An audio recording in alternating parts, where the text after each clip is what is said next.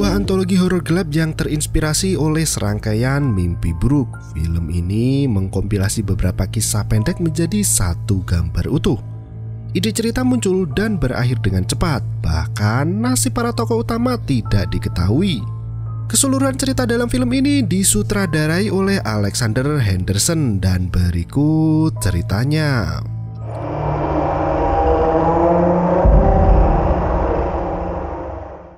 Kisah pertama yaitu The Ball Lord atau menuhankan bola. Terdengar seorang pria menjelaskan keistimewaan dari benda berbentuk bola. Pria itu tampaknya seperti orang kecanduan narkoboy. Namun dalam film ini diibaratkan sebagai bola. Sedangkan Nadia adalah seorang pecandu narkotik yang diibaratkan es batu. Pria itu berkata jika bola dapat menciptakan gravitasi dan momentum dengan torsi kesumbu yang tak terbatas. Pria itu menjelaskan betapa sempurnanya sebuah bola bulat yang ada di atas mejanya. Pacarnya, Nadia, merasa aneh dengan hal itu dan berkata jika ia tak bisa mengagumi sebuah bola bulat kecil yang sempurna. Namun, pria itu malah tersinggung dan mulai menghina anjing pacarnya bernama Timmy yang baru saja mati. Nadia muak dengan sikap pria itu dan masuk ke kamar mandi. Nadia berpikir jika harusnya ia memilih Roger, pria lain yang lebih kaya dan lebih bersih. Seketika itu, pria itu meminta maaf pada Nadia. Sang pria merayu Nadia dan berkata jika ia akan memberikan es batu padanya. Nadia tampak sangat bahagia mendengar hal itu. Mereka pun menikmati es di dapur berdua membicarakan masa depan. Namun, pria itu lagi-lagi melihat ke arah bola itu dan memujinya. Ia berkata betapa mulusnya bola itu dan membandingkannya dengan Nadia. Tentu, wanita itu muak dengan perkataan aneh pacarnya. Pertengkaran kecil di antara mereka pun kembali terjadi. Nadia meminta pacarnya itu untuk mencarikan sendok. Saat Nadia mencari sendok, pria itu malah berbicara dengan sebuah bola. Nadia berkata jika pacarnya itu sudah benar-benar gila. Tiba-tiba, pria itu berdiri dan mengadukan perbuatan jahat Nadia pada sosok tak terlihat. Karena sangat stres, Nadia menyiram tubuhnya dengan air. Pria itu masih berbicara dengan bola dan membuat Nadia semakin muak. Pria itu tiba-tiba menghina anjing pacarnya lagi dan dia berkata sangat bahagia saat Timmy mati. Mendengar hal itu, Nadia mulai berpikir jika pacarnya itu telah membunuh Timmy. Nadia mengambil pisau dan menghabisi nyawa pacarnya. Seketika itu muncul kalimat yang berbunyi, ketika semua hilang, satu-satunya cara menemukannya adalah dengan melihat kemana yang tidak akan Anda melihat. Dan masuk ke cerita lain berjudul Airbnb. Seorang pria bernama Jacob berusaha masuk ke rumah Airbnb yang disewanya. Kalau di Indonesia mungkin seperti Airy Room atau Oyo. Namun yang disewakan adalah rumah bersama. Ia menelpon pemilik rumah itu untuk meminta kunci rumah. Pria itu berkata jika kuncinya berada di pot lidah buaya yang ada di depan pintu. Jake mengambil kuncinya dan masuk ke dalam rumah.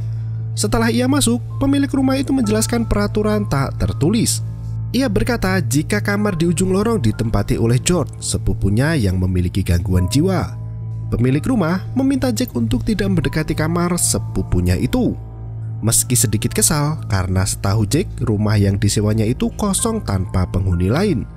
Namun karena baru dari perjalanan panjang, akhirnya Jake menerima itu dan beristirahat sejenak. Jake mengambil minuman dan menonton TV di sofa ruang tamu. Tiba-tiba George keluar dari kamarnya dan menyapa Jake. Ia berkata ingin mengambil sesuatu di dapur. Saat Jake melihat ke arah George, pria aneh itu menempatkan beberapa pisau dengan berbagai ukuran ke dalam sebuah nampan. Setelah itu, George menanyakan nama asli Jake yaitu Jacob dan bergegas masuk ke dalam kamarnya. Saat malam tiba, Jake kebelet pipis. Untuk menuju kamar mandi, Jake harus melewati kamar George. Ia menghentikan langkahnya dan mencoba untuk mendengarkan aktivitas di dalam kamar itu, namun tak terdengar apapun di sana. Saat Jake berada di kamar mandi, kamar George terbuka sedikit. Saat ia melintasi kamar George, ada tulisan kecil yang berbunyi jangan mencuci tangan seperti kekejaman yang hakiki. Saat Jake berada di depan kamar George, pria itu keluar dari kamarnya. George bertanya apakah Jack pernah bermain peta umpet. Jack menjawab jika semua orang pernah memainkan permainan anak-anak itu saat masih kecil. George menceritakan pengalaman masa kecilnya saat ia bermain peta umpet bersama teman-temannya. Dengan menodongkan pisau, George meminta Jack untuk menemaninya bermain peta umpet. Jika Jack ditemukan, maka George tak akan segan untuk menusuknya dengan sebuah pisau tajam itu. George kembali ke kamarnya dan mulai berhitung, sementara Jack mengambil tas dan barang-barangnya untuk keluar meninggalkan Airbnb itu. Namun ternyata pintu rumah itu sudah dikunci secara otomatis dari jarak jauh oleh sang pemilik rumah. Mau tak mau, Jack bersembunyi di ujung sofa dan menutupi tubuhnya dengan jaket. Setelah selesai menghitung hingga 20, George keluar dari kamarnya untuk mencari Jack. Ia kesulitan mencari pria calon korbannya itu dan berpikir jika Jack telah pergi dari rumah. George pun marah dan berkata jika meninggalkan rumah adalah hal curang. Pria aneh itu menghentikan kakinya menuju ke kamar dan pura-pura menutup pintu kamarnya. Jack keluar dari persembunyiannya dan disambut dengan senyuman hangat George. Dan layar menjadi gelap. Esok harinya, pria lain bernama Kylie tampak mengunjungi Airbnb itu lagi. Tampaknya ia akan menjadi korban selanjutnya dan kisah Airbnb berakhir. Kisah kali ini berjudul Bidi, seorang pria tinggi besar yang berpakaian serba putih yang menutupi wajahnya. Wanita cantik yang tengah patah hati itu menelpon kekasihnya untuk meminta maaf. Sebut saja Jimmy. Ia keluar dari mobil dan duduk di ayunan taman kota sendirian. Tanpa ia sadari, sosok bernama Bidi berdiri di belakangnya dan terus memperhatikannya. Chad mengirimkan pesan. Tampaknya pria itu masih kesal dengan wanitanya. Bidi terlihat berlari di belakang Jimmy. Tiba-tiba, Will you play with me?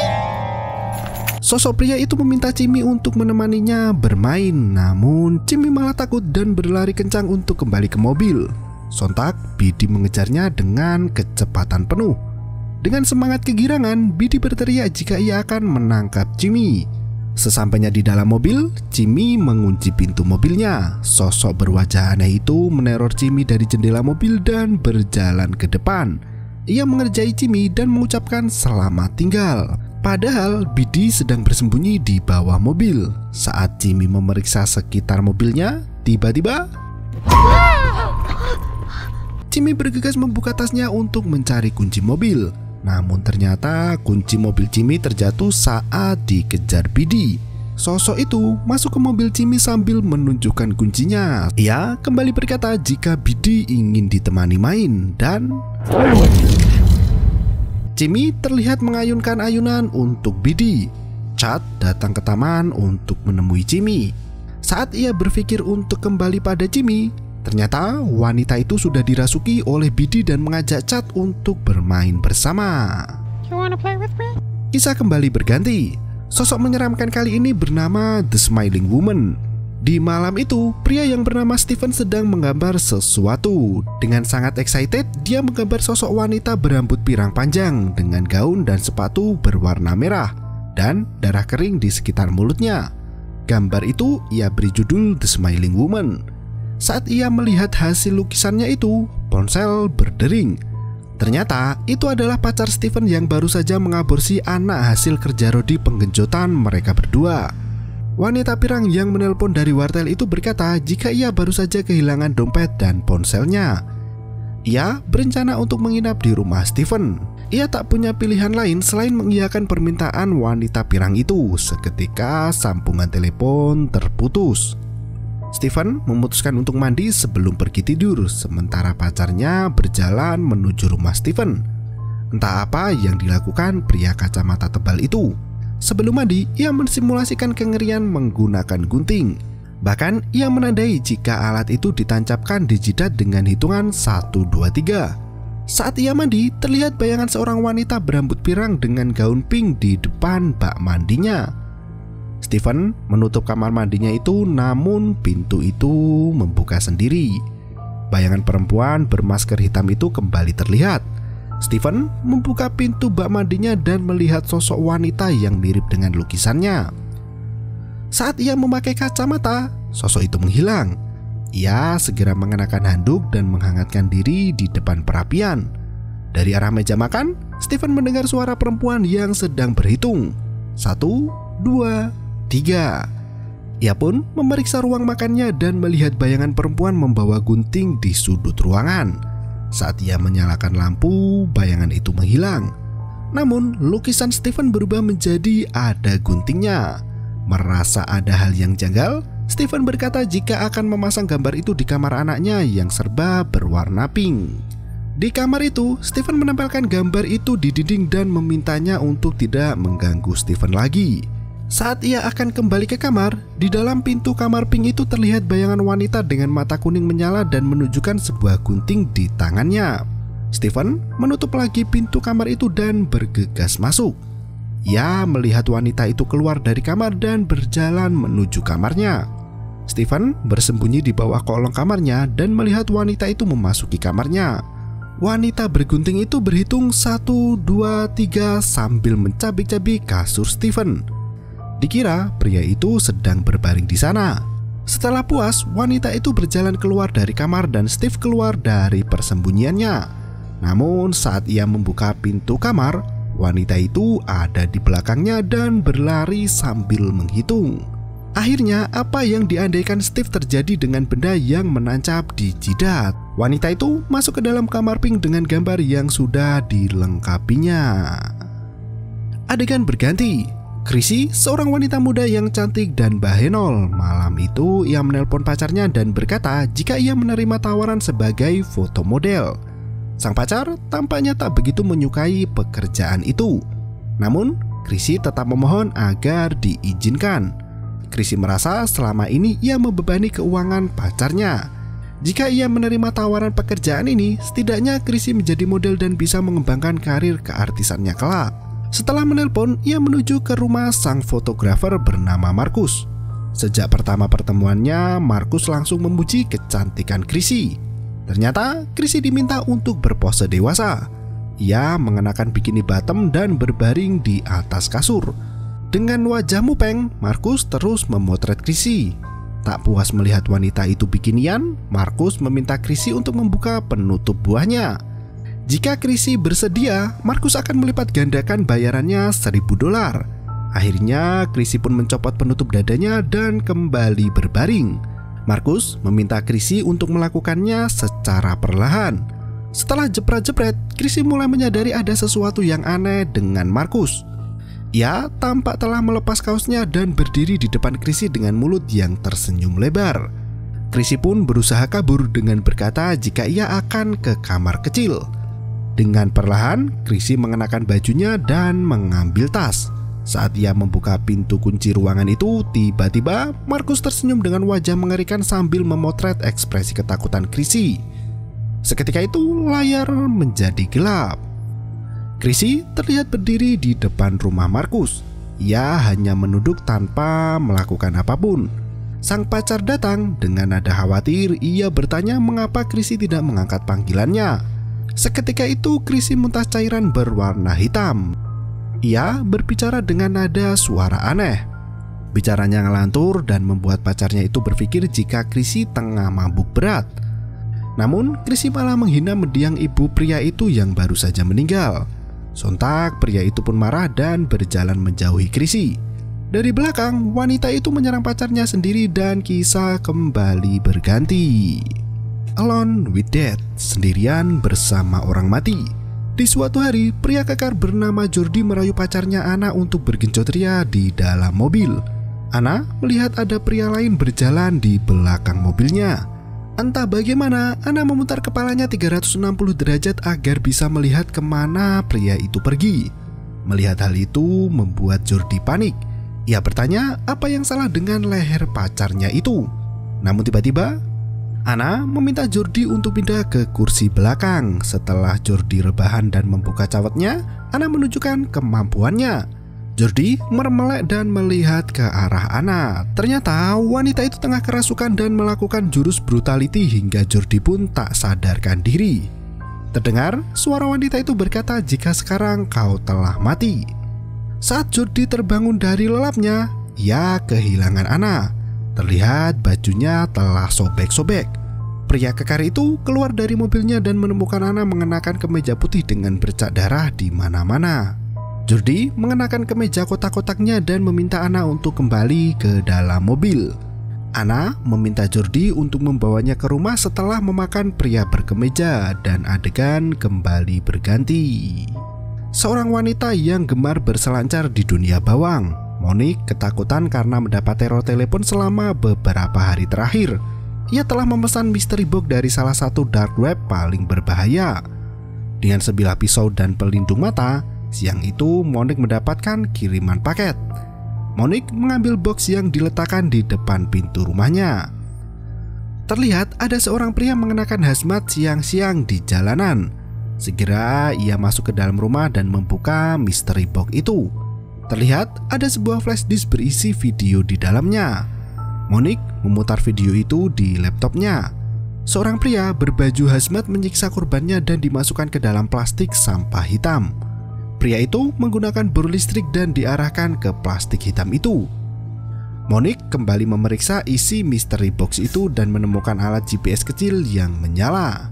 Seketika itu ponselnya berdering. Seorang pria berkata jika benda itu adalah alat pelacak. Di belakang Monique terlihat ada pria berbaju hazmat mendekat. Monique mematikan teleponnya dan menoleh ke belakang. Pria itu menghilang dari pandangannya. Terdapat pisau di lantai dan pintu terbuka sendiri. Monique keluar untuk memeriksa. Dari belakang ada pria yang merebut pisaunya. Monique berteriak akan menelpon polisi. Saat ia masuk ke dalam rumah, terlihat tangan pria berhazmat itu mencuri ponsel Monique. Karena panik dan ketakutan, Monique mencari ponselnya dan memeriksa semua ruangan di rumahnya. Dan tiba-tiba terlihat sebuah video di dalam rumah Monique. Wanita itu berada di kantong sampah plastik hitam dan sang pria berhazmat itu melancarkan aksinya menggunakan bor listrik. Layar berubah menjadi merah dan adegan berganti. Kali ini berjudul Trap atau Jebakan. Malam itu seorang wanita, sebut saja Mawar, tengah membaca buku di kamarnya. Ia mendengar ada suara dari balik pintu. Saat ia mendekati pintu itu, ponselnya berdering. Ternyata sang pacar, Davon, sudah tiba di depan pintu rumahnya untuk ngedate. Saat ia keluar kamar, pintu itu terbuka dengan sendirinya. Setelah kencan malam minggu, Mawar kembali ke dalam kamarnya. Ia menelpon Davon untuk berterima kasih atas kencan mengesankan malam itu. Saat ia menyalakan lampu kamar, Mawar melihat jejak telapak kaki berwarna putih tercecer di lantai. Jejak kaki itu menuju ke kamar di sebelahnya. Merasa terganggu dengan hal itu, Mawar membuka pintu kamar itu dan selama ini adik laki-lakinya yang cacat disembunyikan di dalam lemari pakaian. Dengan penuh amarah, Mawar bertanya jejak kaki siapa yang ada di lantai kamarnya. Pria itu berkata jika ia sama sekali tak keluar lemari. Mawar semakin murka dan meminta adiknya untuk mengambilkan ikat pinggang. Dengan ikat pinggang itu, Mawar menyiksa pria itu dengan ganas. Wait, shut up! No! Kisah berganti. Santa. Di malam Natal, seorang anak bernama Tyler berdoa sebelum tidur. Pria berkostum Santa tampak mendengar suara pria kecil itu. Sang ibu mendatangi Tyler untuk memastikan anak laki-lakinya tidur nyenyak. Setelah mematikan lampu, ibunya pun pergi. Seketika itu, Tyler mendengar suara keributan. Ia keluar dari kamar dan melihat ibunya terkapar di lantai. Dari samping kamarnya, terlihat ada Santa Claus yang mengejarnya. Sontak, Tyler masuk ke dalam kamar dan bersembunyi di bawah selimut. Santa masuk ke kamarnya dan saat selimut itu dibuka, ternyata ayah Tyler yang baru saja pulang kerja. Tyler berkata pada ayahnya jika ibu tergeletak di lantai. Sang ayah berkata jika ibu baik-baik saja dan sedang membereskan dapur. Dari luar, ibunya datang dengan keadaan sehat walafiat dan berkata jika Tyler mungkin sedang bermimpi buruk. Akhirnya bocil itu pun tidur lagi. Ia kembali melihat ibunya masih tergeletak di lantai. Jasad sang ibu diseret oleh seseorang. Tyler diam-diam mengikutinya dan terlihat ayahnya berdiri di ujung lorong. Seketika itu Santa Claus datang dan menyerang ayahnya dengan pisau. Dengan tertawanya yang khas, kini Santa mencari keberadaan Tyler. Anak kecil itu masuk ke dalam kamar dan bersembunyi di lemari pakaian. Ia melihat Santa masuk ke kamarnya dan memanggil namanya. Saat Santa melihat ke arah Tyler, wajahnya terlihat sangat menyeramkan. Karena gagal menemukan Tyler, Santa pun keluar dari kamar itu. Merasa aman, Tyler membuka lemari dan memeriksa keadaan. Tiba-tiba Tyler berlari keluar dan terlihat bayangan Santa muncul di belakangnya. Santa gadungan itu mengacungkan pedang dan bersiap untuk menancapkan ke arah Tyler. Dan ternyata semua itu hanyalah mimpi buruk anak SMP. Tyler bangun dari tidurnya dan disambut oleh sang ibu. Ada yang aneh dengan raut wajah ibunya, namun Tyler merasa itu lebih baik dari mimpinya semalam. Ia disambut juga oleh ayahnya yang baik hati. Pagi itu seperti biasa, Tyler mengambil hadiah dari Santa. Saat ia hendak membuka kadonya, sang ibu memandanginya dengan wajah sinis dan tangan keluar dari sebuah kotak. Kisah berganti ke sosok bernama Akila. Di sebuah parkiran mobil apartemen, pria yang kita sebut saja dia Miska bertemu dengan Akila untuk pertama kalinya. Akila adalah sosok hantu penunggu tangga darurat apartemen dengan suara yang khas. Sosok itu masuk ke sebuah pintu menuju ke tangga darurat. Karena penasaran, Miska mengikuti kemana Akila pergi. Ternyata sosok itu berdiri di tangga darurat yang amat sangat gelap. Miska menyalakan senter dan mengarahkan ponselnya ke bayangan gelap itu. Saat cahaya mengenainya, sosok itu menghilang secara misterius. Miska mengira jika dirinya tengah berhalusinasi. Ia pun mematikan ponselnya dan tiba-tiba tak mau ambil pusing, Miska bergegas ke rumahnya. Di tangga darurat kembali terdengar suara aneh dari sosok Akila. Miska mengancam akan melapor ke polisi jika wanita itu terus mengganggunya. Di dalam rumah, suara aneh kembali terdengar. Miska mencoba mengintip di bawah pintu rumahnya, namun tiba-tiba pintu di sampingnya terbuka sendiri. Sosok Akila terlihat meregangkan lehernya dan langsung menggondol Miska. Sepertinya Akila suka pada Miska. Cerita kembali berganti. Sosok kali ini bernama Shedim, seorang wanita yang kita sebut saja Malika baru selesai mandi. Ia mendengar suara dari arah kamarnya yang gelap.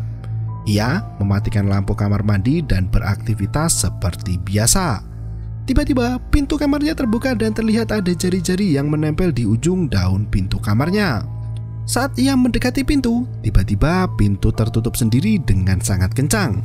Malika berlari menuju ke kamarnya dan berteriak agar sosok itu berhenti mengganggunya. Dari balik pintu terlihat ada makhluk berwarna hitam yang tengah bersembunyi. Jari-jarinya panjang dan berkuku tajam. Malika mencoba menenangkan diri sambil berbisik pada dirinya jika semua itu tidaklah nyata. Tiba-tiba bayangan pria itu sudah melotot dengan mata berwarna putih metalik. Malika melihat ke arah balik pintu dan tak ada siapapun di sana. Saat ia keluar dari kamar dan mematikan lampunya, bayangan pria itu kembali terlihat. Malika kembali dengan pekerjaannya, namun sosok bayangan pria itu membuka pintu kamarnya lagi. Melihat hal itu, Malika mengambil kunci mobilnya berencana untuk keluar dari rumah angkernya itu. Namun, ia mengurungkan niatnya dan berkata jika semua yang dilihatnya tidaklah nyata. Padahal jelas terlihat. Wanita itu memberanikan diri untuk masuk ke dalam kamar. Di belakangnya, sosok Shedim sudah berdiri menunggu timing yang pas. Saat Malika menyalakan lampu dan balik badan, sosok itu menghilang. Dan ternyata, tolong lihat baik-baik ekspresi bahagia Shedim di sini. Seketika itu, pintu kamar tertutup dan selesai. Selanjutnya adalah sosok yang disebut The Lady. Malam itu wanita bernama Maimunah sedang berada di rumahnya sendirian. Ia mendengar suara keributan di pintu depan. Saat memeriksa CCTV, ternyata ada sosok wanita botak dengan gaun putih nan anggun sedang mengorek daun pintu. Munah berteriak dari CCTV dan menanyakan kabar sosok itu. Tentu The Lady hanya menoleh dan hilang seketika. Tak lama, wanita gelo itu lagi-lagi mengorek-korek daun pintu Maimunah. Karena kesal dengan ulah wanita itu, Maimunah berteriak dan mengancam akan menelpon polisi. Setelah suara itu berhenti, Maimunah memeriksa ke depan pintu. Di luar tak terlihat ada siapapun di sana. Munah menutup pintu besi ganda itu untuk mengamankan diri. Saat ia masuk ke dalam rumah, suara itu kembali terdengar. Munah mengintip dari sela-sela pintu dan tiba-tiba, wala! Saat Munah keluar ke depan rumah, The Lady sudah ada di dalam dan menghadap ke arah CCTV. Munah kembali masuk ke dalam dan mengunci pintu rapat-rapat. Ia melihat ada bayangan seseorang di dapur rumahnya. Dengan ponsel canggihnya, Munah menyalakan lampu dapur dan bayangan itu menghilang. Karena takut, ia menutup pintu yang menuju ke arah dapur. Malam semakin larut. Munah mulai merasa ngantuk berat. Ia berbaring di atas kasur dan memejamkan mata. Suara berisik terdengar dari luar kamarnya. Ia memeriksa CCTV, namun tak terlihat ada apapun di sana. Dengan tongkat baseball, Munah memeriksa keluar dan membuka pintu kamarnya. Saat ia kembali berbaring, Munah merasa ada yang janggal di bawah kolong kasur. Ia menengok ke bawah kasurnya dan sosok itu sedang mengkorek-korek kayu di dasar dipan Munah. Makhluk botak itu menatap wajah Munah dengan mata berbinar menyala merah. Munah pun ditarik ke kolong tempat tidur dan yang terakhir adalah Momo. Di sebuah rumah yang tampak tenang dan menyenangkan, seorang wanita berdiri di depan dapurnya. Ia melihat ada bayangan perempuan dari cairan darah yang menggenang di lantai. Wanita itu masuk ke dalam kamar dan bercermin. 3 jam sebelum kejadian, sang wanita tengah berbaring di kasur bersama suaminya. Wanita itu keluar dari kamar dan mencuci muka di kamar mandi. Seketika itu, ia melihat ada perempuan yang berdiri di balik gorden bak mandi. Saat ia membuka gorden, bayangan wanita itu menghilang. Namun ketika gorden ditutup kembali, lagi-lagi bayangan wanita itu muncul dan terlihat sangat jelas berdiri membelakanginya. Wanita itu meninggalkan gorden bak mandi dalam keadaan terbuka dan kembali ke kamarnya.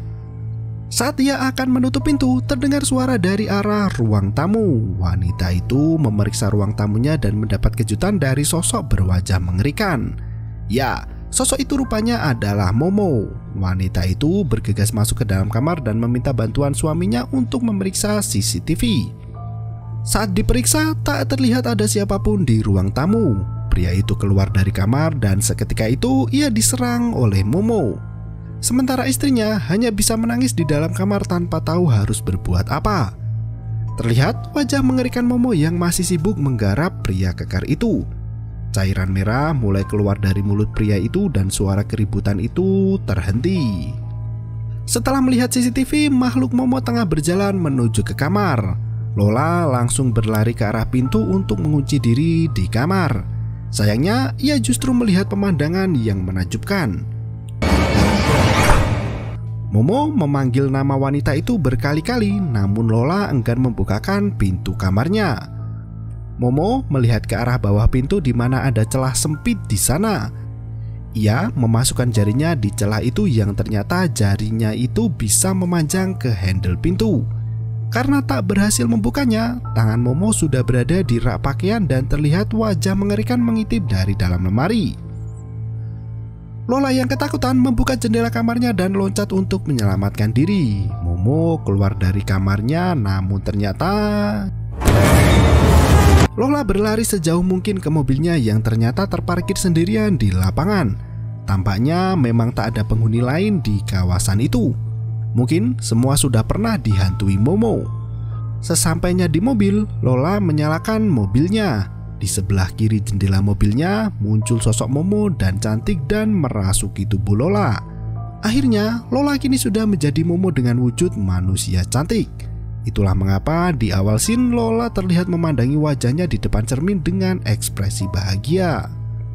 Dan film pun berakhir.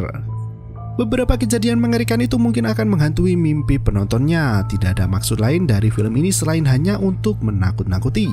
Jadi ya sangat direkomendasikan untuk ditonton sendirian, terutama saat malam hari. Terima kasih dan sampai jumpa.